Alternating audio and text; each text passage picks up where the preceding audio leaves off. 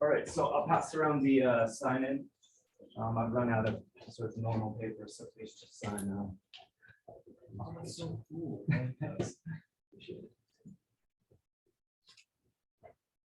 All right, so subject of today's lecture, the class in general, is are we being manipulated? How do we know we're being manipulated or not? Some of the main questions we'll go over is subliminal messaging pervasive, or do people simply want it to be pervasive? Is there some sort of seduction to subliminal messaging, or some sort of, pop out to it? So another question that we'll explore is why might people want to believe subliminal messaging is pervasive? Another is, do we trust advertisers? And then, so just a definition to begin with, subliminal messaging is defined as marketing communications that occur so rapidly that they're not consciously perceived by the audience. James Vickery in 1955 conducted a now very famous study in Fort Lee, New Jersey at a movie theater. During this picture, the show, or the picnic, I should say, during the showing of the picnic, in which he flashed subliminal messages such as hungry, eat popcorn, drink Coke. So there was a cause and effect. Perhaps sales of popcorn and Coke did go up. As you'll see, it's not necessarily science. It could have just been a coincidence. In 1957, of course, Sputnik is sent into space, and this really freaks Americans out. So do you guys remember from Tuesday why this freaked people out so much, Americans in particular? It created the idea that you were always being watched and being surveilled. Yeah, exactly. Any other reason? Just think about it in terms of the Cold War with the Soviets. Go ahead. The Russians beat us to state. Yeah, exactly. So, I mean, the Russians' economy was devastated during World War II in comparison to the Americans' economy, which really thrived. Americans lost 450,000 during the war. Russians lost 24 million. So there was this perception that even though the Russians were our main rival, that they were a second-tier power, but the fact that they got Sputnik into space, this thing that can go around the world, is just floating out there in space, maybe looking at you, it really freaked people out in a moment in history where there was already a lot of paranoia just coming out of McCarthyism and all that. Vance Packard writes this book called The Hidden Persuaders, published in 1957. It becomes a bestseller. Here's Packard testifying in front of Congress in 1958. He basically tells Congress what he finds and what he concludes. And his conclusions are that we as Americans are being monitored, managed, and manipulated outside our conscious awareness by advertisers and marketers. The picnic was a prime example of that. He believes subliminal persuasion could have disastrous political consequences, such as people voting for the wrong person, policies, etc., maybe even communists. In 1958, Life has a story about subliminal messaging as well. You can see down in the headline here what the hidden cell is all about, right here. So Packard and Life's revelations about hidden techniques and visible pitches struck a responsive chord in the American public. All too recently disturbed by the so-called brainwashing techniques that had been used in the Korean War, Americans already had a general fear of brainwashing, spying, and invasion of privacy. So you might recall from Tuesday that this famous movie comes out in 1962 based on a book that came out in 1959, The Manchurian Candidate. And it, basically was a stylized version of what Putin was afraid of, that, these mind control techniques could lead to disastrous political consequences, such as Frank Sinatra's character in this becoming an assassin who had been brainwashed into, Henry Silva's the assassin. Frank Sinatra has to save him. So into the late 1950s, early 1960s, advertisers tend to sort of poke fun at this. I'll show you a prime example of that in this car commercial.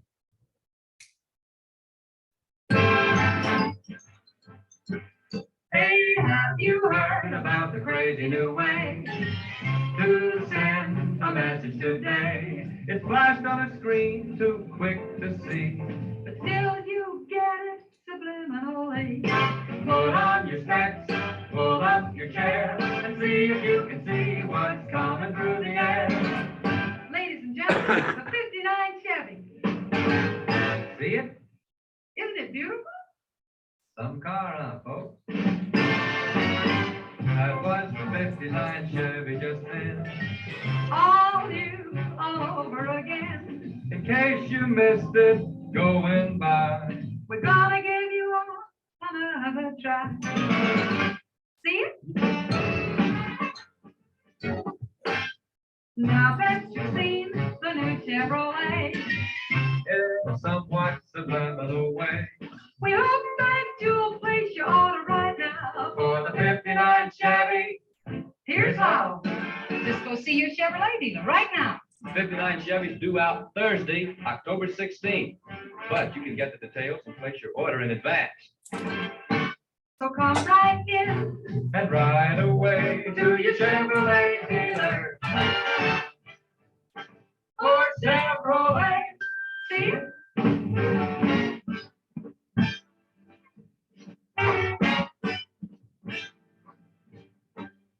So this is sort of postmodern in the sense that it's self-referential. And all the way through into the 1980s and 90s, you had companies poking fun at this whole notion of subliminal advertising. Where you can see on the left the regular version of the ad, but you can see on the right sort of the absolute vodka, and you're saying absolute subliminal, of course.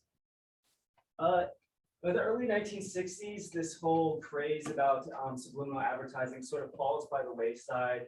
People don't really pay as much attention to it.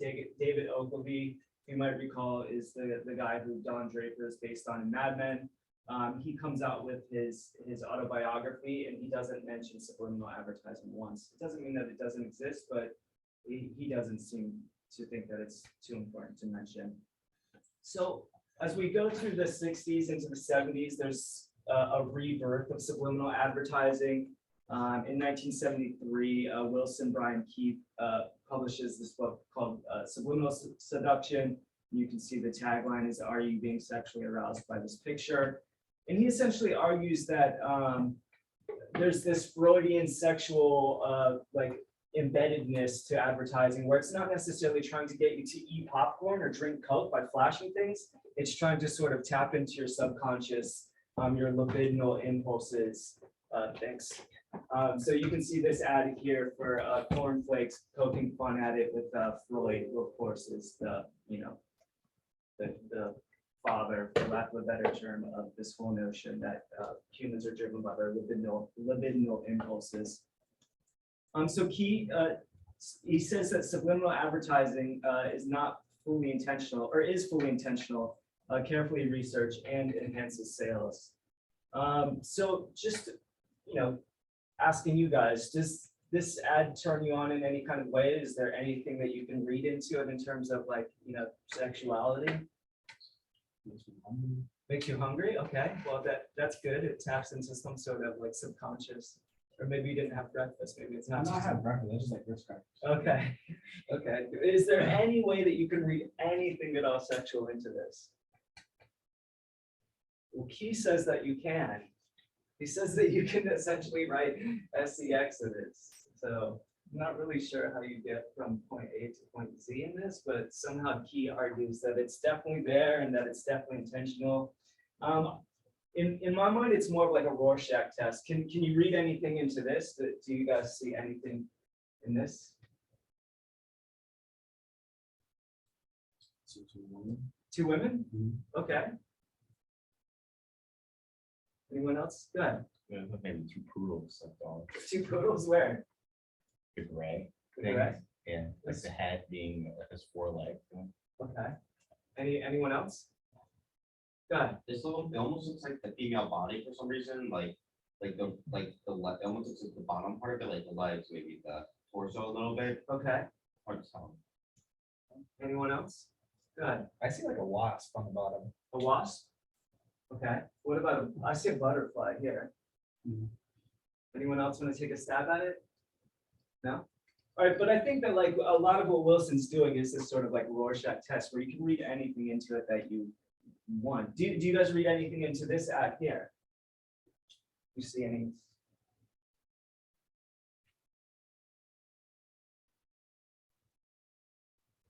What about the glass?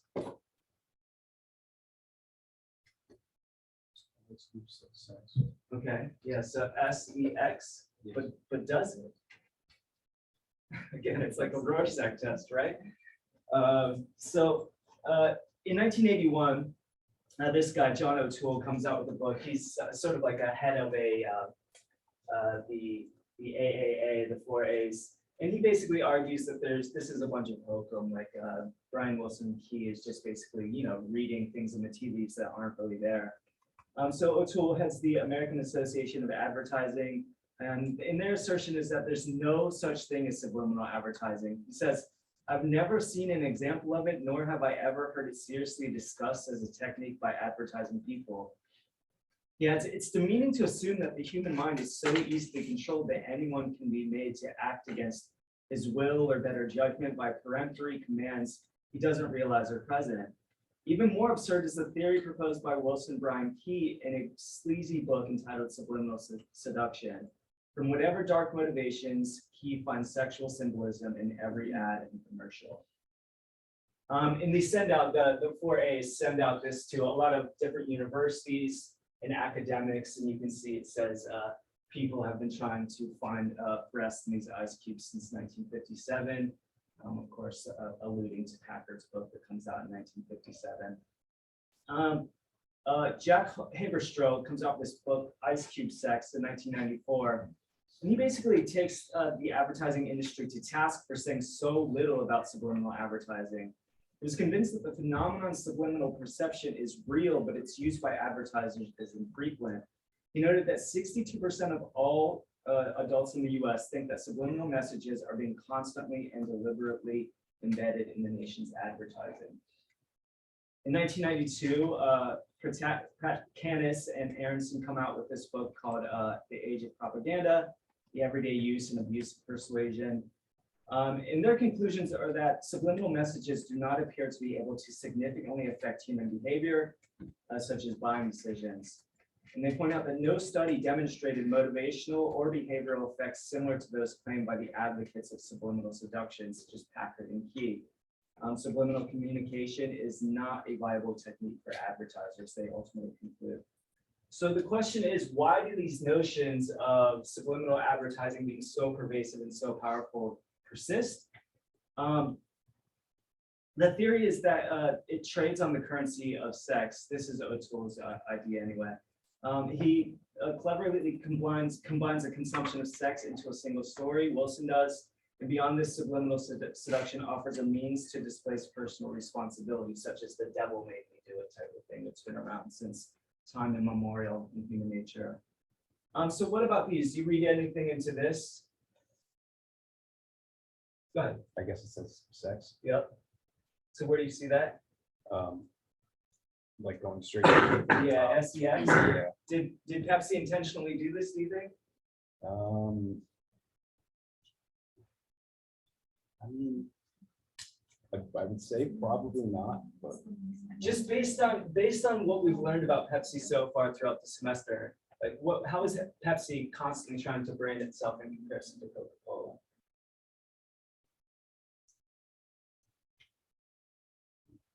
Go ahead. to make it more like cool and hip and everything. Yeah, exactly. So Pepsi all throughout the 20th century essentially has tried to portray Coke as being for old fuddy-duddies and Pepsi is for like the cool, hip, younger people. But that said, Pepsi swears they didn't intentionally do this, but who really knows for sure whether they did or not. So here's a Paseo ad that sort of also pokes fun of the subliminal advertising hysteria. Comes out in 1992. Somehow, people have gotten the idea the new Toyota Paseo is a wildly exciting, sporty coupe. The Paseo is a practical, sensible car. Okay, so it has some muscle, and a low starting price could be a big turn-on. And sure, you're gonna be instantly popular. That's no reason to do something impulsive. Think it over. The all-new Paseo, a very practical car. From Toyota. So my car guy in the back, does that make you want to buy a Paseo at all? Well, I mean, I know that they're not all that great. Yeah, it's a beautiful car. What are you talking So- about? I mean, Toyota, I mean, they've always been reliable cars. So, I mean, It's true. whenever somebody comes up to me and, they say, hey, I want to buy a car. I'm like, well, do you want to have repair costs? Or do you want a car that you can just drive, Yeah. and then I say to that, I say Toyota and Honda, if you want just a regular commuter car, because they're, pretty darn good. And then if you want something else, get whatever. But that's a good point, right? It's like Toyota has this image of being like a dependable sort of like, run-of-the-mill type of car. So I think that's why the advertising was trying to portray itself as like the opposite of that, right? And you can see where they're flashing sort of like, people at a nightclub like dancing in between sort of, the images of the car. So here's a Bush campaign ad that came out in 1999 in the lead up to the 2000 election against Al Gore, and you can see that it's subliminal advertising in this. Under Clinton Gore, prescription drug prices have skyrocketed and nothing's been done. George Bush has a plan. Add a prescription drug benefit to Medicare. Every senior will have access to prescription drug benefits. And Al Gore? Gore opposed bipartisan reform. He's pushing a big government plan that lets Washington bureaucrats interfere with what their doctors prescribe. The Gore prescription plan, bureaucrats decide. The Bush prescription plan, seniors choose. Yeah, so did you guys catch that? What was it? Yeah, so like when they were saying bureaucrats, it flashed rats really quick. And that sort of plays into the fears that we talked about just a little while ago about, Packard was afraid that there could be sort of like, politicians making use of these subliminal techniques. And here's an example where they were. Who knows how effective it was or not, but it's definitely, there at least. For those of you who read Breen, does Breen believe there's something to this subliminal persuasion, or he thinks it's largely overblown?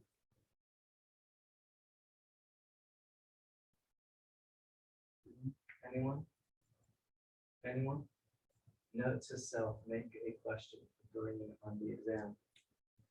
All right, so Breen's conclusion is that subliminal persuasion can influence behavior. He cites a source in which there was 2 blank faces with happy and angry written underneath them, and they were just flashed really quickly for the people in the case study. But the word underneath the faces, both of them were blank faces, the same faces, but the word underneath them did influence how people perceived it, whether happy or sad. So he also concludes that people are more susceptible to subliminal persuasion in a passive state of mind, meaning those of you who are on your computers now, I'm manipulating you even more than if you were just paying attention. Or if you're sort of multitasking while you're sort of like have the TV on in the background, or you're tired or not really conscious of the fact that you're being marketed to or manipulated. So he says Coke and popcorn sales went up at a theater in Fort Lee, which is again Vickery's study. But that doesn't necessarily make it verifiable science. It could have just been coincidence and maybe you weren't actually being manipulated. So Obar's conclusion is that perhaps most ads to most viewers communicate whatever they have to say in essentially subliminal ways. In other words, like you are being manipulated, but not necessarily in the way that people like Packard and Breen think you are. So I'll show you a 10-minute video that I think does a good job of showing you that you really are being manipulated, but not really in the way that scholars tended to think that you were. Everybody loves mushrooms. Your parents loved them in the 70s, and you should love them today. This is mud water. I hope this doesn't say something about the cookies.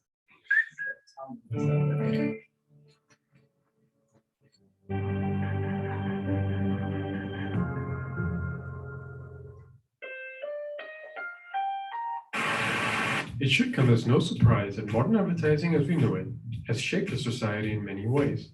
A lot of our daily decisions and life choices are influenced in part by advertising itself. It's become such a deep-rooted constituent of our established norm that a world without it would seem, frankly, strange. Like so many others, I had become a slave to the IKEA nesting instinct. Yeah, I'd like to order the Erica Picari dust ruffles. And this is because barely a moment goes by during a day when we aren't bombarded with advertisements in some form or the other. Posters, billboards, flyers, TV commercials, and internet ads all creep into our personal space and tell us what we should buy and who we should be. For now, our only brief escape from our role as a potential consumer comes to us during sleep, but even this could possibly change one day.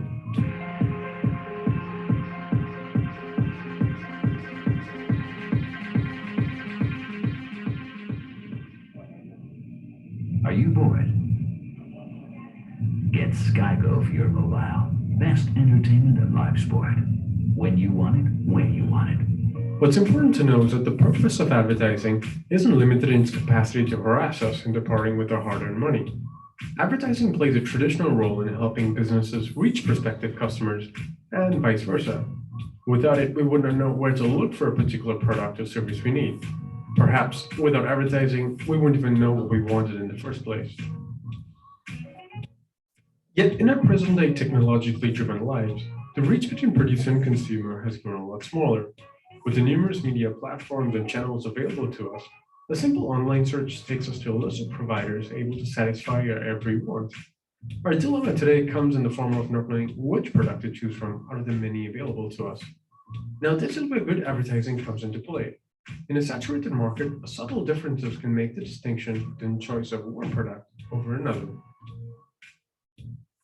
There are typically two modes of advertising that ad agencies and marketing gurus utilize.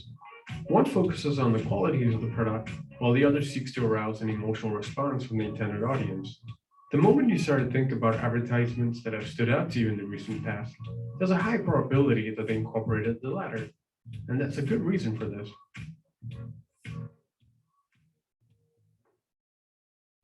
Well, gentlemen, I don't think I have to tell you what you just witnessed here. I think you do. Why should you choose one product over another? That decision becomes easy when you develop an affinity with a particular brand. It could be something as small as an aesthetically appealing logo design, something that resonates with you and feels calming. The right colors and appropriate typography all match in harmony for a well-packaged product.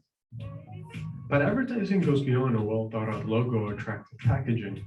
The most successful ad campaigns hardly say anything about the product itself, but instead create a lucid atmosphere that evokes a strong emotion from its target consumer.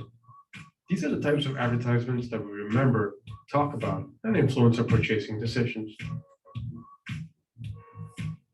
Now, let's take a look at the following two commercials about perfume. Fragrances by Chopin. The essence of precious scents caught at that precise moment of fulfillment, distilled with exquisite artistry for your every need. In 4 fragrances, here is the newest adventure in fragrance, Escapade, a blending of subtle French genius with a bold, audacious American touch. To be lovely is to feel lovely when your fragrance expresses your gayest self. So choose a gay adventure, choose Escapade toilet water. Immediately you feel lovely. Why, you are lovely in that light and gay Escapade mood. And remember your Escapade stick cologne to renew adventure wherever you are.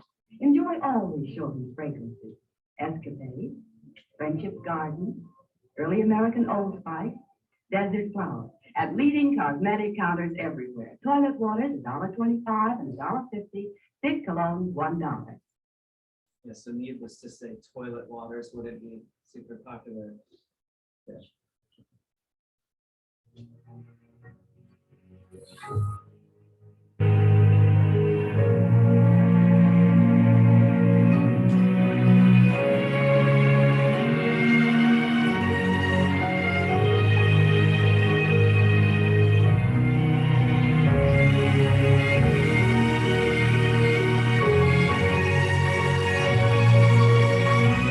Acqua di Gioia, the new Eau Fraiche, Giorgio Armani. So what would make that ad effective, you think?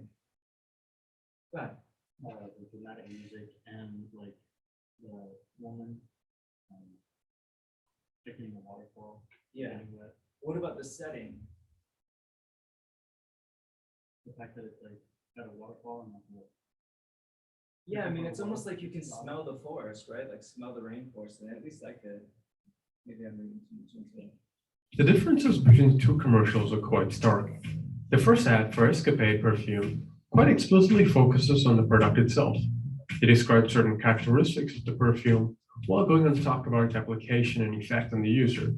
And this is quite difficult to do, especially when describing a product whose main selling attribute, which is smell, is not transmissible through television.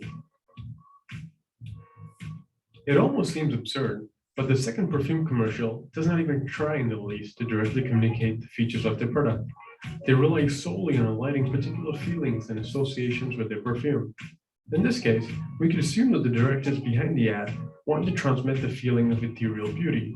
We see a woman who fits into our standard of high attractiveness in our society, frolicking through a rainforest in the midst of a storm. The only mention of the perfume is in the last 6 seconds of the 1-minute ad. So why do we care about the associations of our product rather than the product itself? Good advertising helps us begin to answer one of the most fundamental questions of human life. Who am I? This is because when it comes to figuring out who we are and what we want from life, we usually struggle to find answers. Now, a lot of this is existential and has to do with the fact that we're born with no pre-established notion of what it means to be human. It's simply up to us to figure that out along the way. But making the decision isn't easy. In fact, it's a huge burden. Out of all the possibilities our lives can take, how can we decide who or what we should be? We have no inkling if the choices we make will turn out to be good or not. Yet, we are each tasked with the responsibility of deciding for ourselves and can only hope that we've chosen well. On the other hand, good advertising helps us build an identity by releasing the anxiety brought about by self-determination. It tells us exactly what choice to make by compelling us to buy a certain product. And once we have done so, will we be able to emulate the identity and characteristics that we have learned to associate with that product from a particular commercial advertisement? Advertising is based on one thing: happiness. And you know what happiness is? Happiness is the smell of a new car. It's freedom from fear. It's a billboard on the side of the road that screams with reassurance that whatever you're doing, it's okay. You are okay. Advertising that caters to our feelings primarily resonates with our subconscious mind and not our conscious mind. It's why we sometimes can't rationally deduce our preference for a certain brand and our ability to pay a premium for a product we can't tell apart from its competitors. If we are drawn to it simply because of what it evokes inside of us and the associations that come with it, then rest assured, the marketing department has done their research. What this means is that we need to start thinking carefully about the decisions we make, even if it's something as insignificant as purchasing a perfume. Good advertising feeds off both our insecurities and deficiencies as humans and makes us believe that we can mask them with a new and exciting identity. Make no mistake, the only thing you'll be able to achieve is to diminish your anxiety in the short term. And of course, you'll spend money on things you don't need in order to quell the discomfort that needs to be addressed appropriately. Making authentic decisions that align with our best interests is no easy task and takes a lot of effort. Yet, we have to realize that losing ourselves into the illusions constructed by good advertising will not make our lives any easier. They will only detract us from accepting and being comfortable with who we really are and the givens of our reality. There is no point striving towards an ideal when perfection does not exist. Accomplish this, and you'll be a much happier individual. All right. So, do we trust advertisers? No, we don't trust advertisers? No. It's because they can probably screw you over eventually. And Yeah. Maybe, and then what's worse is still you need to see your ideas for stuff that you might want to sell to you. Yeah, I mean, like their job is like, as that last video just showed you, to manipulate you, right? So, go ahead, Sam. Yeah, I think like after watching that video, that the fear of the proliferation of subliminal advertising was not like, the subliminal advertising was not real, but the fear was well-founded. Yeah.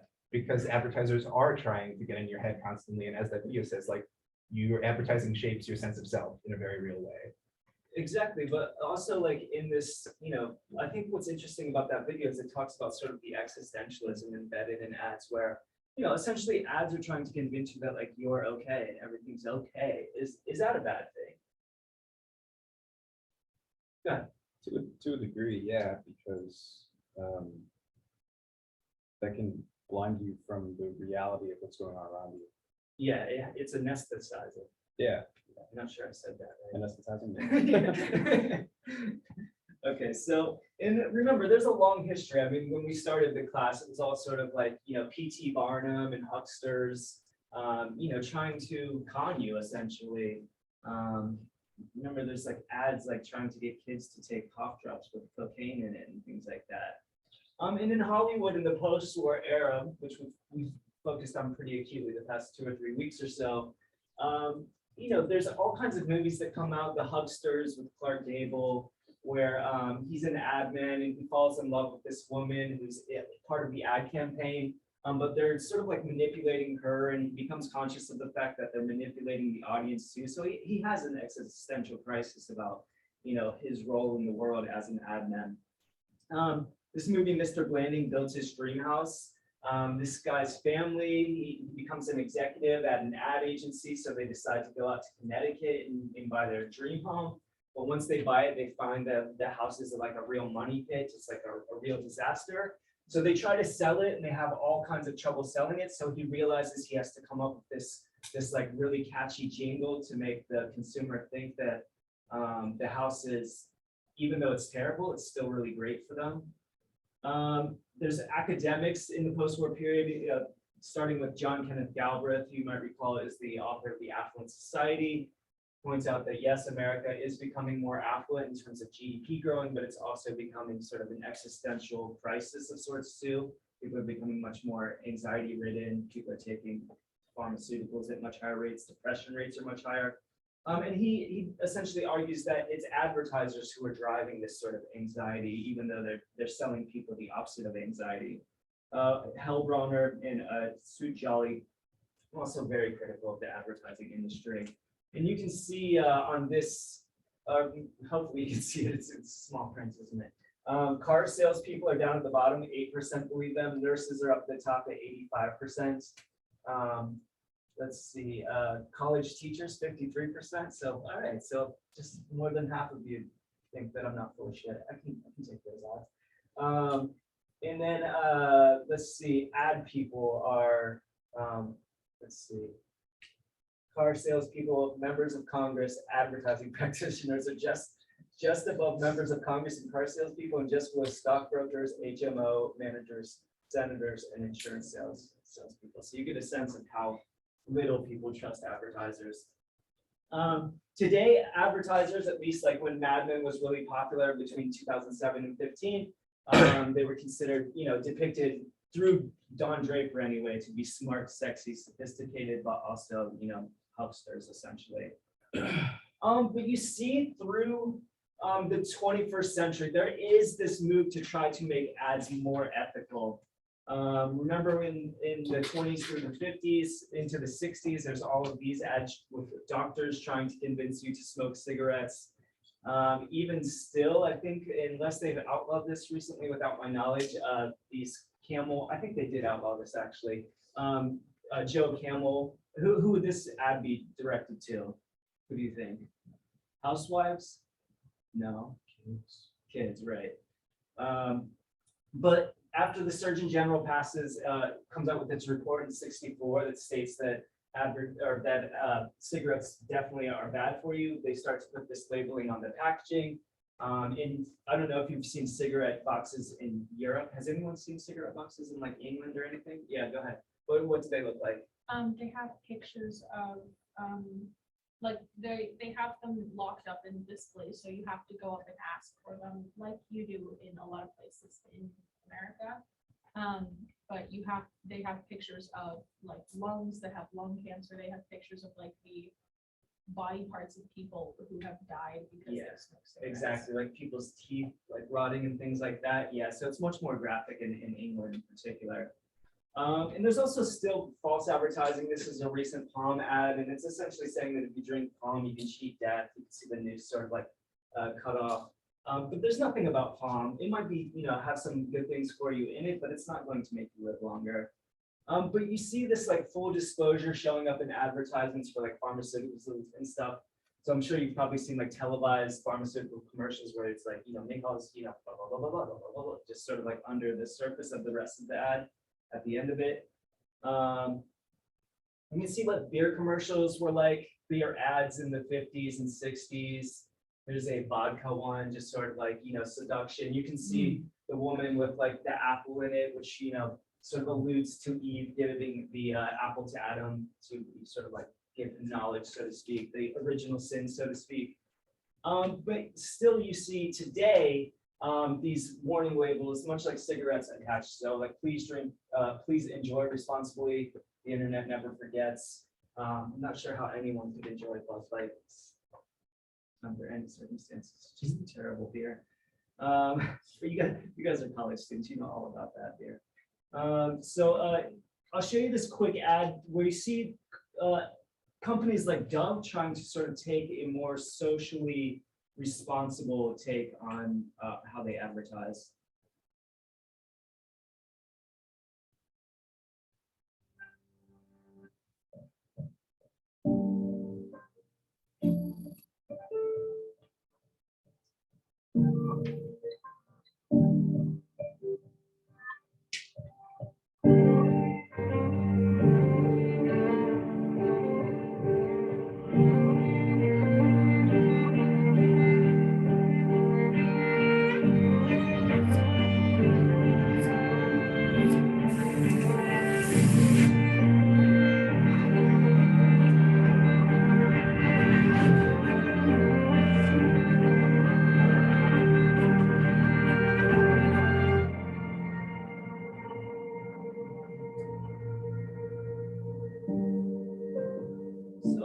See that companies and advertisers are trying in some instances to be more ethical, more socially responsible. All right, so to close, we'll look at selling sex, gender, and sexism. So some of the main issues in advertising related to sex, gender, and sexism are in the realm of gender, how are masculinity and femininity depicted, either heteronormative or not. Sexist representations are male and female depicted as equal. And then using sexual imagery to sell, i.e. how is sexuality linked to brand identity? So just a few definitions. Gender is socially defined differences such as masculine, feminine. Sex is biologically based differences such as male, female, intersex. And then sexism is unequal treatment of male and or female. So here's a quintessential like masculine ad. You have sort of muscle-bound guy doing a supposedly masculine activity such as rock climbing. This is an ad for Maxi Milk, which I guess proteins help you build muscle. This I think is sort of an interesting ad in terms of it has this Paul Bunyan type man's man, but it's for a whipped vodka, which you would think would not be of interest to a guy like this. So it's sort of gender bending in a sense. Here's a polo ad, which is selling you, this, Ivy League version of masculinity, I would say, upper class version of masculinity, as opposed to the Paul Bunyan, which is probably more working class, I would say. This one from the 70s, you get this guy sort of being depicted as a lion type figure due to his great shaving kit. I think this is an interesting ad where it's, postmodern, it's sort of self-referential, it's like poking fun at like the masculine ad. What do you think of this one? Good old Porsche. Yeah, so, but it sort of reminds me of those old Volkswagen ads too, where like Volkswagen is sort of like poking fun at the larger industry and advertising in general. Here's a typical feminine ad from the, post-war era of the housewife supposedly happily mopping while the daughter does dishes. Here's all of these sexist ads. We've looked at these before, but I guess worth repeating in terms of getting a sense of just sort of how sexism was deeply embedded in American consumer culture during this time period. This one as well, the Alcoa aluminum. You have sort of like heteronormative ads embedded here, where you have like the guy with his tools fixing the phone, the wife happily serving him a Budweiser. But over time, you see ads start to show up like this. I guess you could say this is gender bending compared to the sexist ads that we just saw, where we have girls being depicted more sort of more nuanced. There's sort of an athlete. This one as well. So look at the girl's shirt. Does that indicate anything to you? What is this on her shirt? Go ahead. It's like the most basic of feminism. It's saying like, look, this girl is wearing blue and she's kicking down a sign that says women can't be brave, and she's wearing a shirt that has the like something science on it. So she's a woman in STEM. Yeah, exactly. So it's trying to push the envelope of STEM being directed for boys, and girls aren't really attracted to STEM. They're more interested in, you know, liberal arts, things like that. And of course they can be brave. She's kicking over a sign. So yeah, it's sort of commodifying this whole, as Isla pointed out, sort of like a base understanding of feminism. There's a photographer who came out with this series really recently, where she took, or not really recently, a couple years ago, where she inverted this. So this one is sexist, but would this one be considered sexist? Just according to the definition of sexism. Is this one sexist? Yes or no? Go ahead. That's no, I think the first one would be sexist, because people wearing because different genders wearing opposite clothing. Okay. And then this, I wouldn't really consider that to be sexist, because the second one, because it looks pretty much like normal, like, and then I feel like this could be maybe sort of sexist, because it's like if the man being a B word to his wife. And then, Yeah. and like, So it just inverts a sexist trope essentially. yeah. So if you were thinking about this as social tableau, what would you read into this? Go ahead. Probably middle class family. It looks like that wife stays home all day, but she still puts the tablecloth out and sets the table. They don't have a lot of furniture. Right. So that's part of it. But what's she saying too, or what's he saying to her, which would give you a sense of the social tableau of the era? Well, you didn't burn the beer, implying that she burned dinner that she made herself.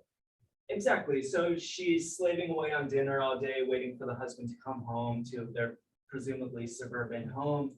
And she's upset because she failed at her duty to have dinner, waiting for the breadwinner when he gets home. And it's just the same trope here inverted. But I mean, I think the fact that it's consciously pointing out that it's sexist makes it not sexist. This one as well, another from the series. So what about these? Do you think these are sexist? Go ahead. I think, like, not to open up this can of worms again, but like when we had this discussion the other week about are men and women fundamentally different, I think this is an example of why, no, they're not, because we're all socialized to be so different from one another.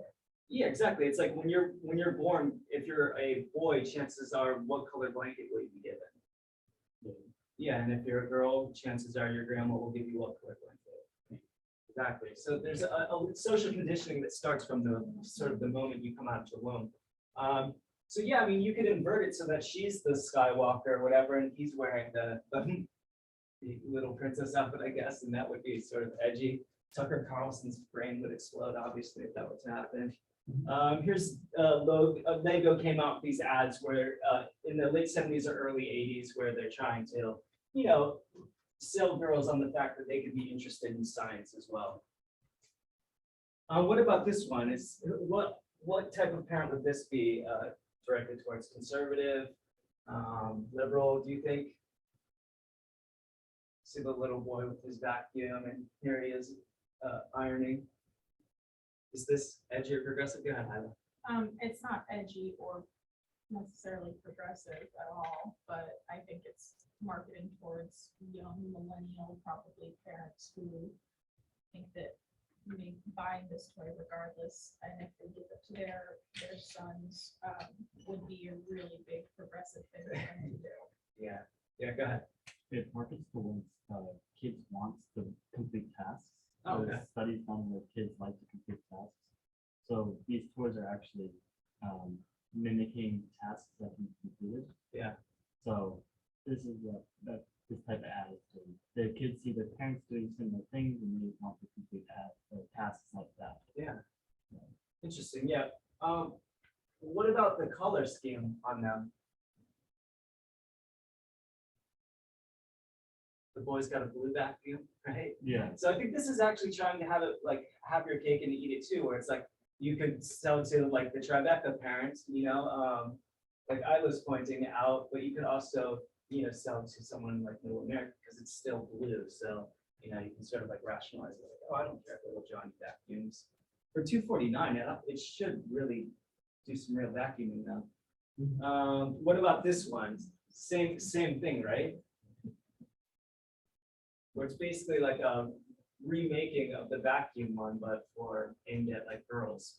But again, you see it's like a pink one and a blue one, so it's trying to have its cake and eat it too, I think.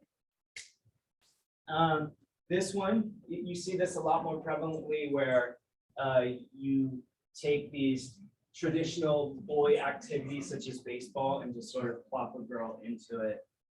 But you also have a real problematic depiction of the elderly in ads. Has anyone seen these Where's the Beef ads? They're really popular back in the 80s. So I'll give you a sense of how the elderly were depicted in ads and how it's changed over time a bit.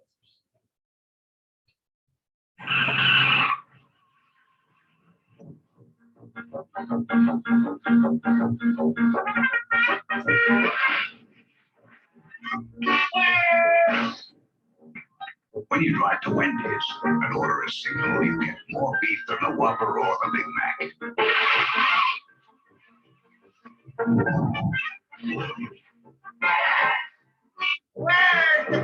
At Wendy's, you never have to ask, where's the beef? All right, so what are some like pejorative tropes that you see embedded in that in terms of elderly folks? Go ahead. Old people are cheap. Are cheap? Yep, that's one. Go ahead. They can't really drive. Yeah, they're bad drivers. Go ahead. They don't get equality because like they're like ignoring their response. Okay. They just have a whole stuff. Okay. Yeah. Go ahead. Sort of talk obnoxiously. Yeah. So it's sort of like loud, like they can't hear themselves. What about their intelligence level? Were they depicted as sort of like smart or not so smart? Yeah, not very smart at all. But you see over time the changing depictions of the aged. See this guy sort of reminds me of the Dos Equis guy, the most interesting man in the world. But they also are more prominently depicted as having, money, like saved money, being a viable consumer category, essentially. You can see this, over time, you see Dove in particular tries to present itself as a really progressive type of company. You see evolving depictions of lovers as well. In ads, this one for Macy's, this one for Ray-Ban. You see into the 70s evolving depictions of family, where you see African-American families still predominantly segregated, racially segregated ads, but at least more nuanced. This one as well for McDonald's. This one for Johnson & Johnson. This one's for Acme Studios. This gives you a sense of, a new view of what the traditional family could be, essentially. This one, racial integration plus, appealing to LGBTQ. The green M&Ms just recently had a rebranding, where back in the old days it was like this, like moon boot wearing one, and now she's sort of more an athlete, I suppose. If you watch Fox News, you might know that Tucker Carlson had a real problem with this. So finally, does sex sell, or does it actually turn people off? So you can see this jeans company who says, their whole tagline is sex sells. Unfortunately, we sell jeans. They have both the sexy guy and the sexy girl, same tagline.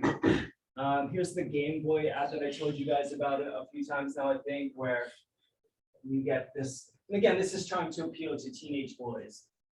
So it's, seriously distracting. I'm not sure whether it's selling sex or sadism. This one as well, sort of making fun of selling sex, but selling sex at the same time, where you have the girl in the foreground who's meant to grab your attention. But the joke is that she can't get his attention because this game console is so addicting, so awesome, I guess. There's a Sega ad sort of poking fun at sexuality.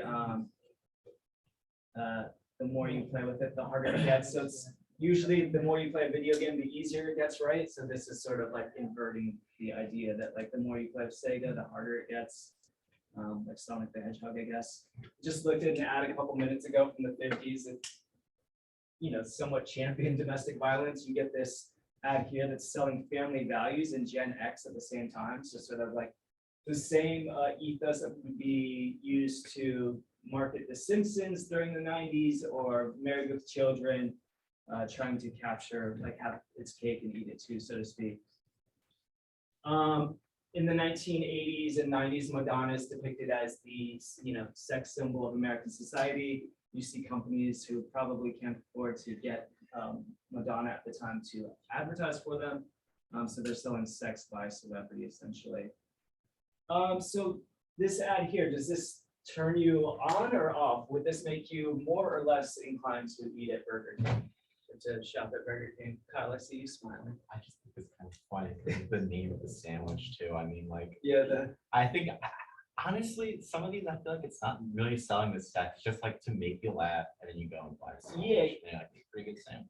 Exactly. It's sort of like it's trying to have it both ways, I think. So like, it's poking fun at itself selling sex. Meanwhile, it's sort of still trying to get the attention of teenage boys, who's the target market for this. But the real question is, does it make you hungry?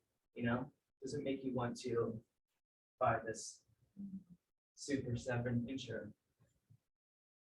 I mean, that's the main point, right? Does it make you want to eat the sandwich? All right, so let's spend the rest of the period troubleshooting secondary sources. I've been through about 10 of the primary source activities so far, and they're pretty good so far. Some of them are so broad, though, that I'm afraid that you might not be able to find secondary sources that will really help you create a cogent thesis statement that you can support. So why don't we spend the rest of the period, you can search through JSTOR or whatever you need, looking for primary sources, and you can ask me about whether you think they'll work or not. I can tell you what I think in terms of maybe not really, yes, definitely, because when you're off on your own, it'll help you decide on what secondary sources you can use. Sound good?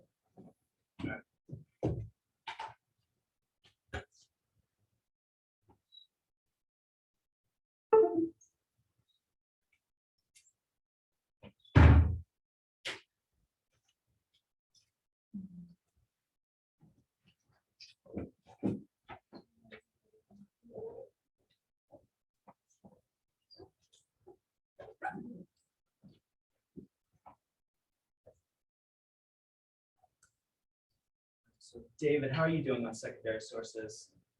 I think I'll be okay. I've got a couple that I can work with, I think. Yeah. So what's your topic again? I know it has something to do with cars, but what exactly? So I want to kind of look at like the 3 different eras essentially of car advertising, where like the first one in like the very early 1900s to where cars, like, they were marketed as being more of utilitarian. It's more utilitarian and more about the car rather than the experience. Yeah. And then I'm going to transfer to the 1950s and planned obsolescence, when the car design changed every year. Yeah. And then I'm going to go up to today, where cars are being advertised like around an experience rather than, here's a car, or here's a new car, because I kind of view cars as like having like three different kind of design periods. Yeah, it strikes me that the period we're in right now, as far as cars are concerned, is like not even cars, but like software programs, right? Yeah, Essentially and buying yeah, software. and also like just surrounding the car, like it's not even.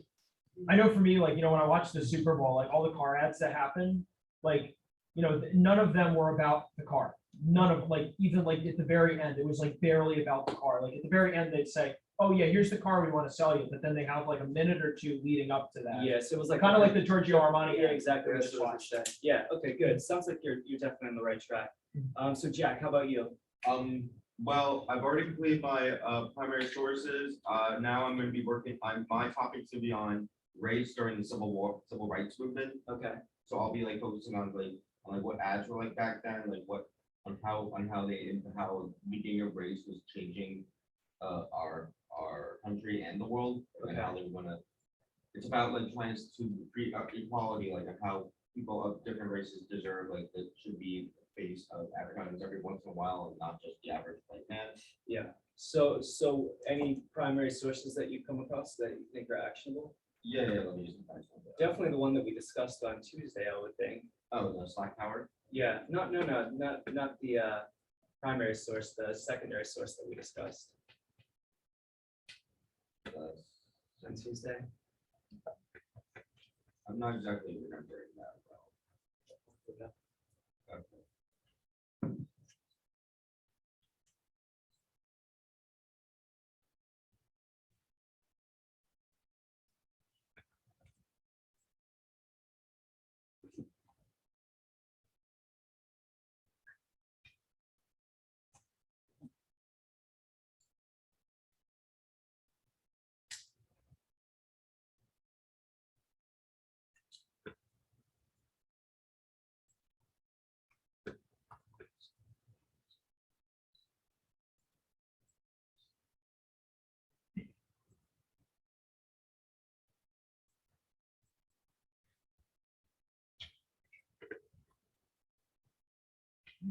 A good trick too for since you're meant to use one of the readings from the classes that we've discussed throughout the course of this semester. If you look in the footnotes for those, there's always other sources that it'll point you to. You know what I mean? Okay.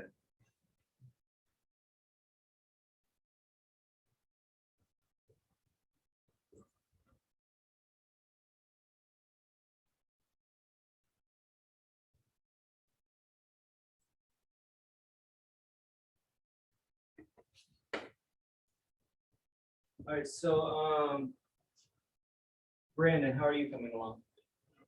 On my secondary sources, Yeah. I'm doing good on my secondary sources. I'm just more or less focusing on like how these ads have like progressed over the last few years. I'm kind of more focusing on the years between like 2010 and now. Okay. And I'm going with 3 different platforms. I'm going with YouTube, Instagram, and like video games, phone games. Yeah, so I think I have some good sources, and I have as much as I need. Yeah. I have more than enough. Okay, good. All right. Oh, so Jack. Yeah. This reading right here, Chambers. Oh yeah, where I compared both readings and figures. Yeah. Now I remember. I just wasn't. Yeah, but if you look in the, if you're having trouble finding secondary sources, looking in the footnotes is always a good way to find more secondary sources. So Jay, how are you coming along? Pretty good so far. Yeah. Yeah, I'm not really having that many issues with. What's your what topic again? I'm doing like the premise of alcohol advertisements and like what they were trying to market to the people from like 2 distinct time periods. Okay, I yeah. think like the late 40s, early 50s, and like the late 70s, early 80s. Yeah, the book that I brought in on Tuesday and passed around, I can lend you that if you want. That would be a perfect source for you. I appreciate that. Yeah, so send me an email to remind me and I'll bring it in on Tuesday. Gotcha, thank you. Sure. Jay, or sorry, Isla, you're coming along really well, yeah? Yep. I So, have, I told you that I have a full book that basically sort of goes into what I want to talk about. Yeah. And it has interviews with people who can give me like a personal Yeah. take on a question, which is helpful because that was the concern. And I also, there have been a lot of articles and like articles on JSTOR written about the effect that American Girl has had. Okay. Yeah, sounds good. All right. Kira, how are you coming along? I think I'm doing okay. I have a couple of sources that I've been using. I think I'm gonna find one or two more for like the second half of my paper. Yeah.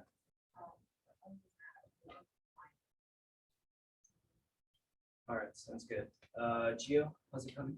For secondary sources, not bad. I have two. I'm just not sure. Yeah, I mean, for you, I think there's so many sources that the trick for you is figuring out which ones Yeah. are the best to save yourself time of going through a whole bunch that aren't really necessary. Because there's a bunch that talk about the advertisements for Air Jordan. It's just like, Did you find that Church of Jordan one that I told you about? It's in JSTOR. It says That in one JSTOR. would definitely be in your wheelhouse, I'm pretty sure. It's basically about how consumerism became religion in the 80s, and Jordan was okay, yeah, I a see. paragon of that.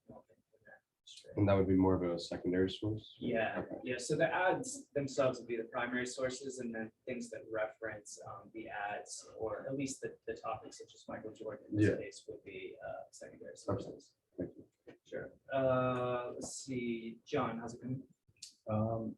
Yeah, I think I sort of messed up. Yeah, that's fine. I mean, yeah. like, if it was me, I would start with the secondary sources and work my way to. the Yeah, I did it primary like sources too. inverse. So Yeah. There's no right or wrong way to skin the cat, so to speak. yeah, I was gonna ask, I don't know if, because I think I found one ad, but I'm not sure if it parallels exactly with the secondary sources that I have. Yeah, could you describe it? Yeah, it was via the Muhammad Ali movie, I think, where he said no Vietnamese ever called me a. Yeah. Yeah, and yeah, so I don't know if that would be a specific ad that I could use, or if it's kind of too. It was like a movie poster for. I think you could probably use it as, yeah, it would definitely be an ad if it's a movie poster, but if it's the movie, it can probably be used as an ad or secondary source. So it might be worth like trying to find the actual movie on YouTube or something like that and watching it. Don't add that as like a secondary source. Either that or a primary source, really. I mean, I think you could make the case that it's either both or one or the other. Okay. Okay, but I guess do they just have to? Do the ads have to relate specifically to the secondary sources? Not necessarily. I mean, as long as it supports you in your thesis statement, that's the essential thing, you know? I mean, that's what the secondary and primary sources are essentially supposed to be. Like, you're making a case, and these are helping you argue the case successfully. And again, like the article, it doesn't necessarily have to agree with you. You could set up someone who disagrees with you as a straw man and sort of like argue against that one as well. That makes sense. All right, Sam, how's it coming? It's kind of okay. I think I have all the primary source material I need. The secondary sources that I've looked at don't really seem to like meet each other in the middle quite in terms of like historical stuff and advertising writing. So I think that's kind of my job when I'm writing this paper. Yeah, yeah, for sure. What topic did you settle on? So yeah, I'm settling on the use of the Star Trek brand and actors to promote other products and services. Yeah, that's a great idea. I'm really looking forward to that. So yeah, so in terms of just more specific in terms of how you're trying to reconcile the middle ground, as you say, like what exactly? Yeah, so I was thinking, in addition to just outlining the major advertising campaigns done by these actors, I want to say like, what are the elements of Star Trek that are relevant to this paper and the way they were used in advertising, and how were they used and by whom and when? Yeah. And why are they relevant to American life in that period? Yeah, I mean, to me, I'm just wondering what secondary source is. I'm just going through here. Utopian enterprises articulating the meaning of Star Trek's consumer culture. That sounds really good, yeah. And again, look through the footnotes of those because it'll always point in the right direction as well. Go ahead. Would Internet Archive be a good place to look for some? Yeah, I mean, for television commercials in particular, I think Internet Archive tends to be like radio and television more than print ads, but yeah, Internet Archive, YouTube's fine. I mean, as long as you cite it. Yeah. Okay. YouTube's a great archive. And obviously there's gonna be a ton of, like in a couple weeks, I'll show you that Jordan ads, you know, in his rookie year, how the red and black Jordans get outlawed. Yeah. And, you know, they're afraid that it's going to cost them a lot of money because they can't wear them in games, but they actually turn that disadvantage into their advantage by like making it seem that they're too cool for the NBA to allow. Yeah. And it drives sales like off the charts and like really allows him to brand himself as someone who, you know, your mom will get along with, but also someone who's like edgy and hip, like Bob Dylan or something. You know, so it's really, that would be a great ad to use, I think. All right, Kyle, how's it coming? Pretty good. Frankly, I haven't really started looking at my secondary sources. I did, of course, decide to use the Prelinger article, like you mentioned.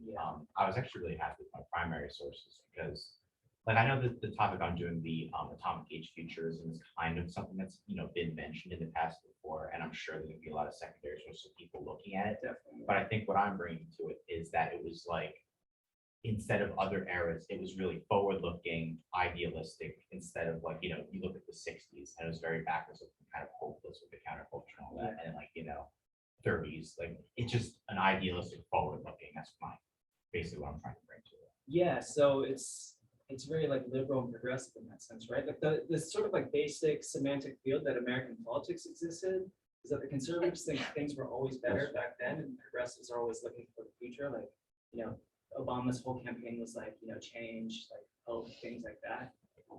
So during that time period, what strikes me as interesting is that you think of the aeronautics industry, the weapons industry, as being a conservative sort of sphere of American life, but they're being branded as a really progressive, like forward-looking utopian type of. Well, I mean, it was during the Eisenhower administration. Yeah. But I don't know if I was gonna look at it through the lens of politics, more so like just the way culturally that it looked. Because like I don't know, I know you looked at my obviously thing, but I found like one that was like a cereal box. Yeah. With like a little atomic ring in it. And it's like, you know, kids are getting really excited about it. People are going out to watch the atom bomb test. Like people are like, and then what I mentioned was the line between fantasy and science getting blurred. Yeah. So I think that's gonna be one of my main arguments there. Yeah, for sure. That sounds really good. Yeah, definitely on the right track. Let's see, Megan, how's it coming? Good. What's your topic again? I was gonna look at like the rise of LGBTQ advertising versus like rainbow advertising. Yeah. The actual like actually supporting LGBTQ people versus just. Yeah, that sounds good. So, I mean, I would start with like Stonewall, obviously. That's like a watershed moment in history. And then how things take a sort of strange shift in the 80s during the AIDS crisis. Did you see the Andy Warhol thing that just came out on Netflix? I have not. That would be a really good source for you. So check that out. 'Cause obviously, he's one of America's great pitchmen, very focused on consumer culture, it's his whole shtick. He was in all kinds of commercials that I never realized. He would never turn down, like, if someone asked him to appear, he was like, the WWF was really popular in the 80s, and he showed up on like the WWF too, some Diet Coke commercials. And he believed that like making money was like the best art that there was, you know, he would always argue that like making money is like the highest art form. Yeah, I would definitely check out that Andy Warhol one. Let's see, Dylan, how's it going? Things going along pretty well. Yeah. I'm looking at like using music and definition of music and like using music to convey themes. And Yeah. advertising. So, Yeah, that sounds really good. So what are some primary sources that you're thinking of? I'm kind of struggling with that a little bit. but, Yeah, what about the subliminal one that I just showed you?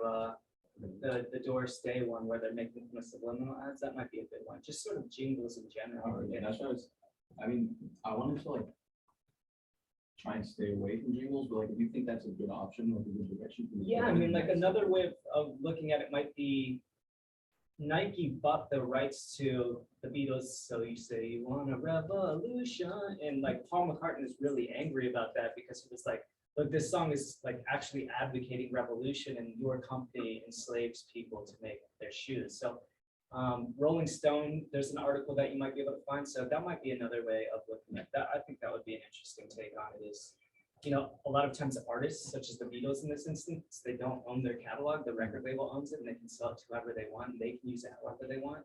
The artist just sort of like gets left holding the bag, so to speak, for it. So that might be interesting. So any idea what secondary sources, Dylan?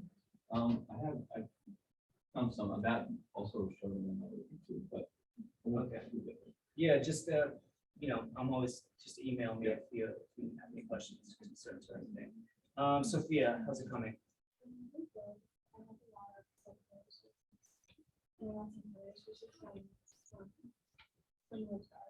Okay, great. What's the topic again?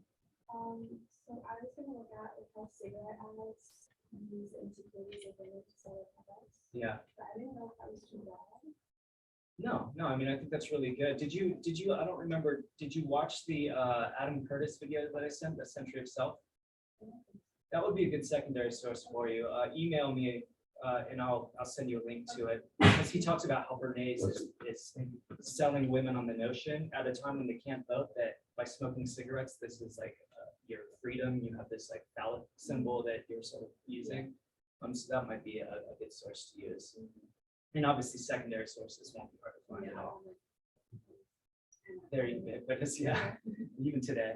But also the Virginia Slims campaign, where it's trying to capture, like, you've come a long way, baby, trying to capture that feminist theme of like the late 60s, early 70s, where Virginia Slims is essentially trying to market a cigarette, not for everyone, but just for like, you know, feminists essentially. Let's see, David. Or sorry. D'Angelo, how's it coming? Going pretty good. I just gotta try to find more primary sources. Yeah. Right now I'm just looking at YouTube videos, so I have to actually find some solid ones too. Yeah. Did any of the things that I showed you today? Yeah, I did notice about the one. So like the Game Boy one did help a little bit. So I gotta look at the section. And V, how's it coming?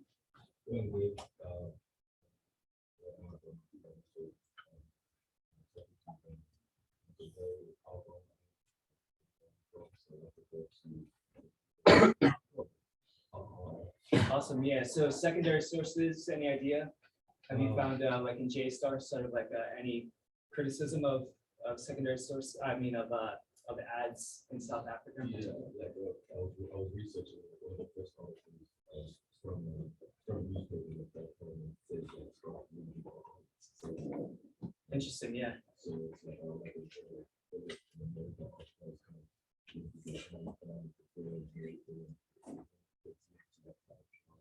Interesting. Yeah, sounds good. I love like that Atlantic world type of things, like comparing and contrasting. Like that's one of my areas of expertise. So I'm really excited about that. All right, so I'll see you guys on Tuesday. Have a safe, happy weekend.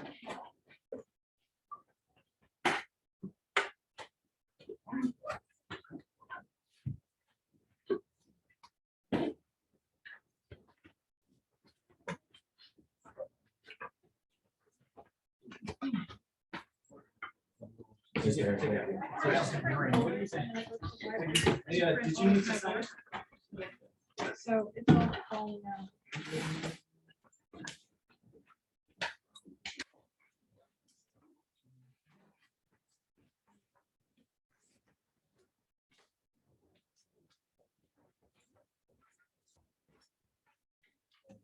Stick around. Yeah, I'll try.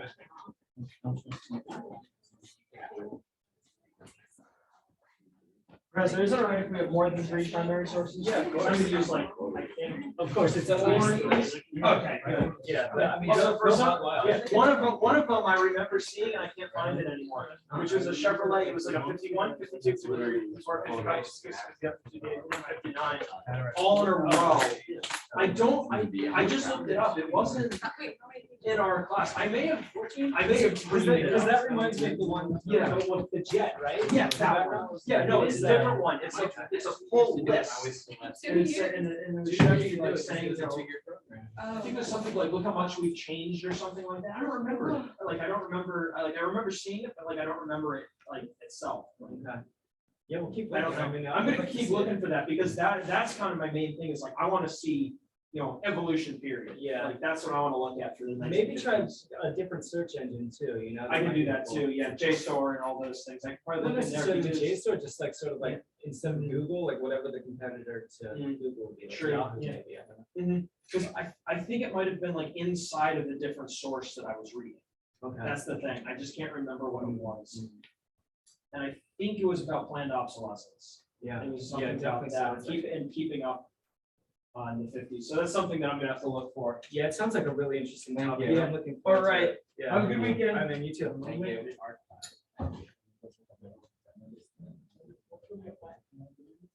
There's a bunch of ads. These the big magazines, it's a 2-page ad. Yeah. In the article, there's like an ad on the side, and then you look at the article, and then you get another ad, and then more article, and then another ad. And I have pictures of that. Can I use it? Should I Yeah. put that in my? Yeah, I mean, in terms of like showing that like this is the evolution of it, right? Like this is how it used to be, and then this is like basically what this like tactic has evolved into over time. I think would be the best way of looking at it, because I think it is like conceptually the same thing. It's meant to sort of like arrest your attention in the same way that the ads today are as well. I'll mention it.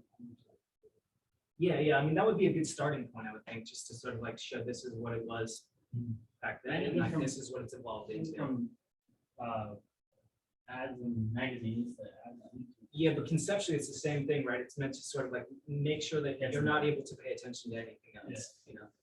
All right. Thank you. Yeah, take care.